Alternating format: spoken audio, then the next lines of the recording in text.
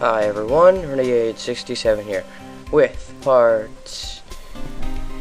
33? Yeah. Part 33 of Let's Play Phoenix Wright Ace Attorney Case 5 Blind. Last time, apparently, Lana, pretending to be Phoenix, asked Gumshoe for evidence. Let's see more about that. Need them by noon. Yeah, definitely crazy, I guess. SL-9 incident. Lana, Pats. Thought Mr. Wright might need them, so I had them brought here. Oh, how considerate of you. Might do well to read them. Can't believe you, the chief prosecutor, or a witness in that case. Is this the AI case? Miss Sky was a witness?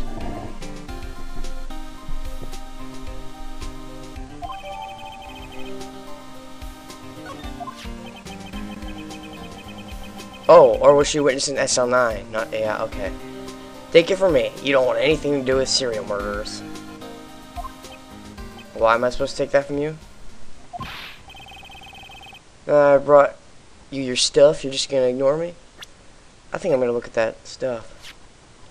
Files from the dark with an E killings? Is that guy someone's name? Solved 2 years ago. Okay. SL-9, incident number SL-9. Even though it's got 2 letters. Closed. Criminal Joe Dark. Okay. Crime, serial murder. Sentence to death. Victims. Edward Jones, Jason Knight, Edith Kirby, Rachel Moss, Jeb Bates, and Neil Marshall. Ho ho! Oh boy, no wonder Marshall was so invested in that case. 'Cause Marshall was killed. Ooh boy, that's definitely personal for him then. Well, I hate to press him on it, but we're going to press him on it. Trial data. Head prosecutor Miles Edgeworth. Witness Lana Sky. Emma Sky. Ooh, Emma was witness too. Okay. Investigation Task Force. Executive investigators. Damon Gant and Lana Sky. I knew it. Those two they probably forged something to get Dark arrested because it was so big. Head investigator Bruce Goodman. Investigators Jake Marshall and Angel Starr. Ooh boy, that's Dark, alright. Wow. Emma, why? Why is your name in here? What? My name's in there? I don't know. Unless.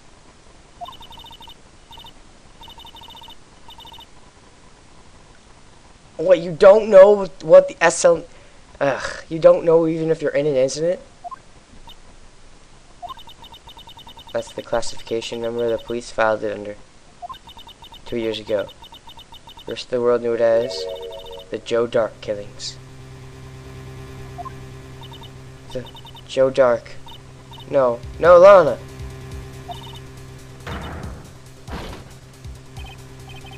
Oh my god, Emma, you are freaking annoying! Ah, why? Why does she continue to annoy me? So, we're trying to bring back SL-9. Now she's saying, no, it's over. Oh my god.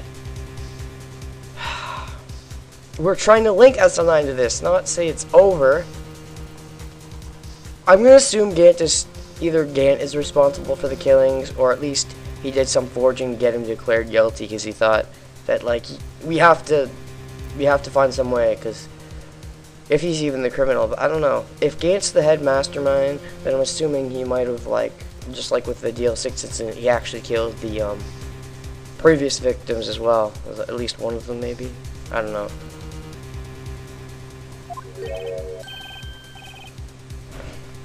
That's a shame.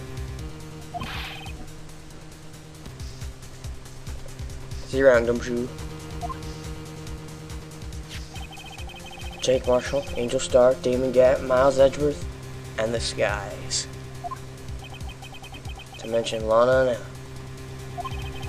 Everyone involved in this case is connected to those killings 2 years ago. This can't be just a coincidence. Say, who's the defense attorney? Or is he in profile? Stark, that is. No. Yeah, who's the defense attorney? Does it say?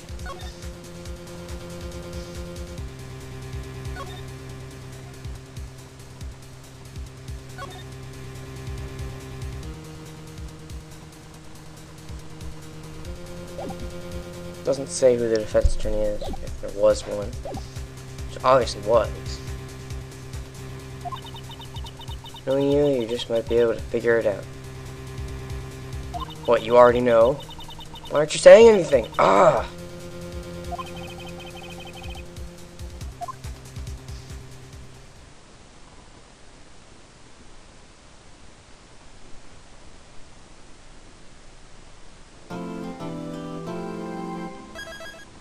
I think we really are at the final stretch.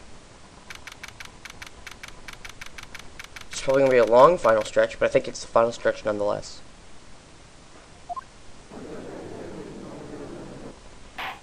Court will now reconvenes for the trial of Miss Lana Sky. Reconvene. Emma didn't come back. Yeah, I think she's my least favorite partner so far. Like, maybe she's going to come through in some way near the end of the case. But right now, not a fan. Like her more in Apollo Justice. Allow me to call the next witness to the stand.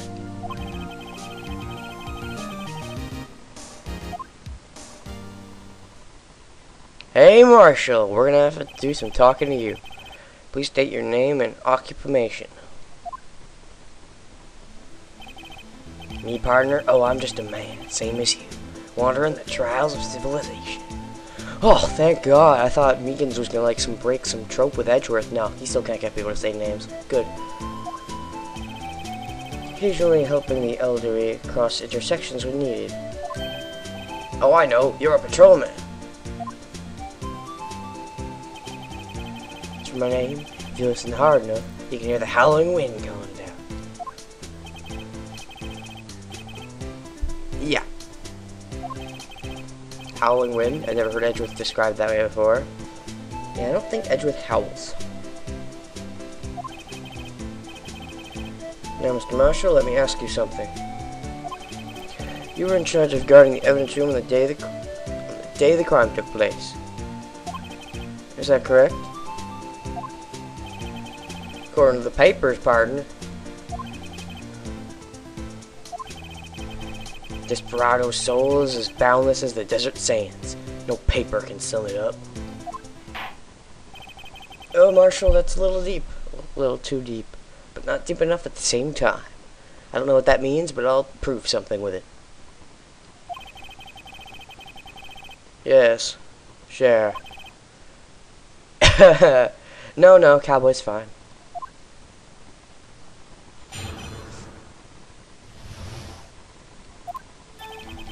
My job was to keep a wary eye on the bone orchard. They said I was supposed to make rounds 3 times a day, but that ain't my style. Besides, the room's protected by 2 security systems anyway.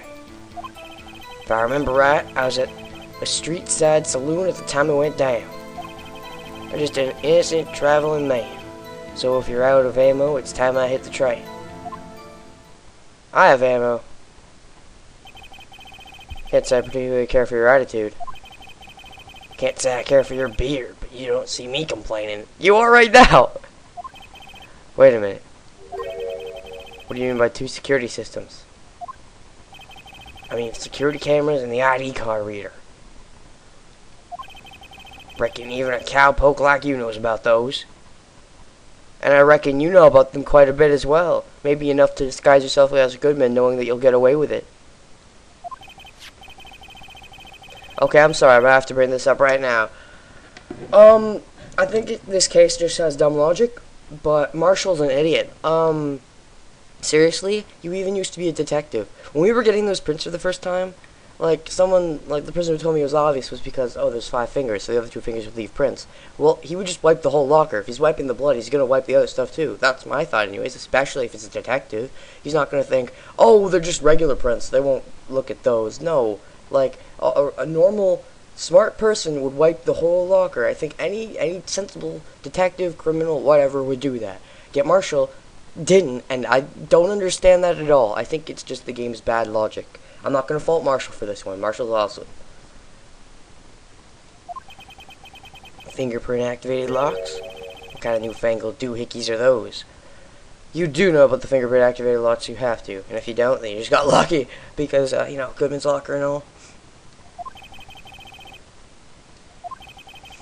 He's not that good with machines, or with following orders.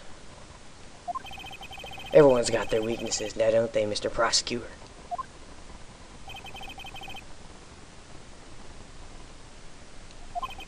Okay, Mr. Wright, he's all yours. Fun. I'm gonna try something right away. I got an idea. My job is to keep a wary eye. Oh, not true.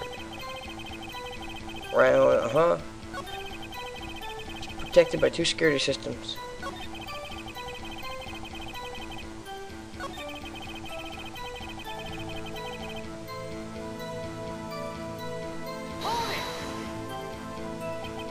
Out of ammo, Officer Marshall? That's right, partner. Or as you'd call it, evidence. If you plan to pin me to this crime, then you'd better draw. Well, I was never saying anything about pinning, just cross-examining, but it's funny you should bring that up, almost like you're trying to protect yourself, like you think you're going to get accused.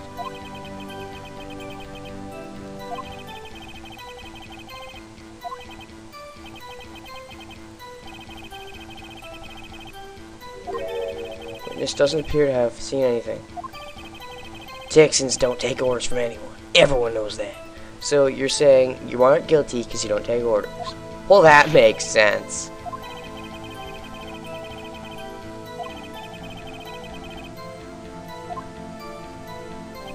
I'm not quite sure what that means, so I think he's saying that I should hold off on using the super evidence.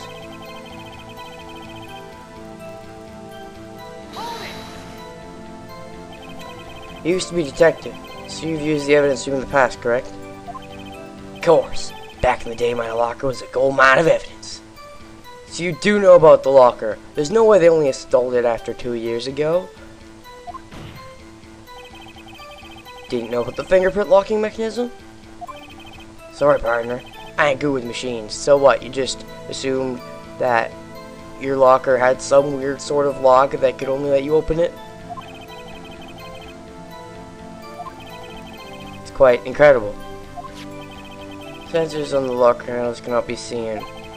It's well known that some detectives are unaware of their presence. Now that he mentions it, Detective Gumshoe said something like that too.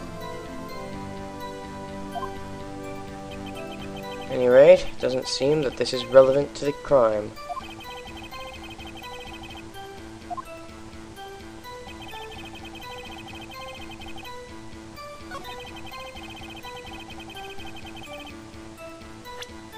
I'm just gonna do it. Objection! Officer Marshall, doesn't it strike you as odd? That is, you being called to testify like this? After all, you weren't in the security room at the time of the crime. And yet you dragged me down here. Oh boy, I think I'll let Phoenix do the talking. It's quite simple. You left a very large trail behind at the scene. Or to be exact, a handprint. Listen real good, partner. Like I said, I'm the caretaker of that crypt. No, what's more important is that you left a bloody handprint. So if your handprint was in a random place, then that would have been fine. But because it's attached to the bloody part, that's not so fine. I mean, I can understand maybe you doing that, but I don't know. Sensibly, you probably want to wipe the whole thing, especially since you're a detective. Pay my respects, that is. Make my rounds about once a month. I could see so if he wasn't previously a detective, him not thinking about wiping off the other prints, but I don't know. It still seems stupid to me, but I'm dropping the subject. Anyways.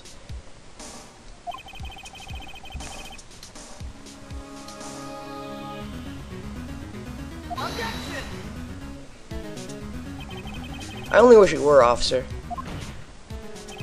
You see, your fingerprints were covered in blood. Witness, what's the meaning of this?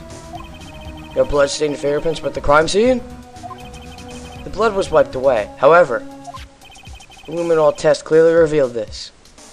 I'm still confused. Okay, you know, I'm dropping it. No, I'm not bringing it up anymore. Well, Officer Marshall, it seems to me there ain't a person in this room with a head on his shoulders. What? Take it you have an explanation then, Officer Marshall? But the blood-stained fingerprints? Alright, let's let the real battle begin. That was the easy part.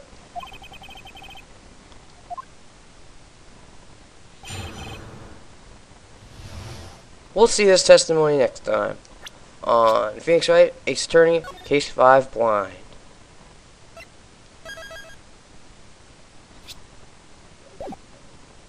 See you then.